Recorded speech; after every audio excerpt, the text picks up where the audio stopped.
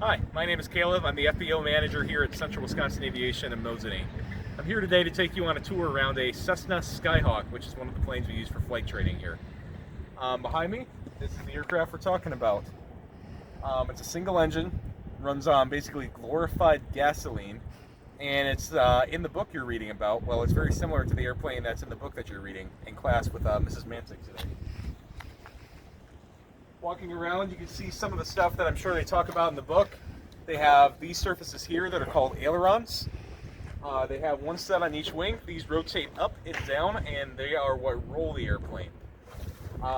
Inboard, we have these that are called flaps. These extend when the aircraft lands, and they produce more lift so that the aircraft can fly at a slower speed. Moving to the back of the airplane, we have what we call an elevator. This moves up and down on both sides of the tail, and this allows the aircraft to pitch up and down. The surface here is what we call a rudder. This moves left to right, and this is what allows the aircraft to pivot left to right when it's flying in the air. You'll see various antennas on board this aircraft. They serve various different purposes for various different radios, communication, navigation, and identifying themselves to air traffic control, which is what they talk to when they're in the air to make sure they don't hit anybody else. But yeah, you've seen what the outside of the aircraft looks like. Let's take a look on the inside. All right, welcome to the inside of a Cessna Skyhawk. It's a little cramped in here, but it's pretty comfortable for two people, as long as they haven't eaten too much for lunch. So starting out right in the center here, you have what they call the control yokes. As you pull, push, and rotate left and right, these operate the control surfaces that we just looked at on the outside of the aircraft. Moving down, you can see in both footwells we have the rudder pedals. These move the rudder, and they also are used to brake the aircraft. Going down along the bottom, you've got throttle, which controls the amount of power you're putting out. You've got mixture. This controls the amount of fuel going to the engine. You've got flap controls, various circuit breakers, various switches, all sorts of stuff that you pay lots of money to learn what they do. And then looking up here, you have all your various instruments. You've got your airspeed indicator. This shows you how fast you're going. You've got your attitude indicator.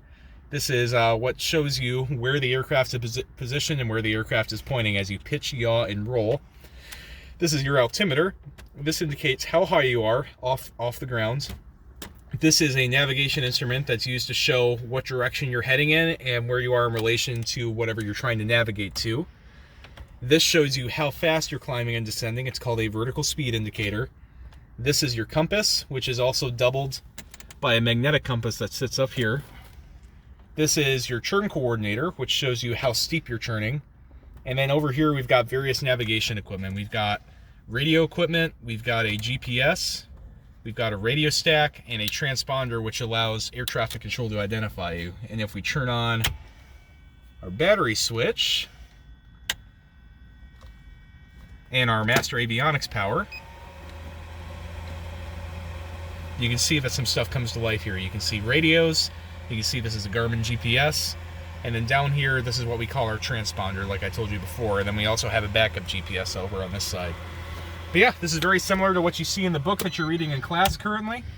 It's a very nice airplane. The airplane that you're reading about might be slightly different, but I guarantee you that the inside probably looks very similar to what you're seeing here. Thanks for stopping by. Have a good day.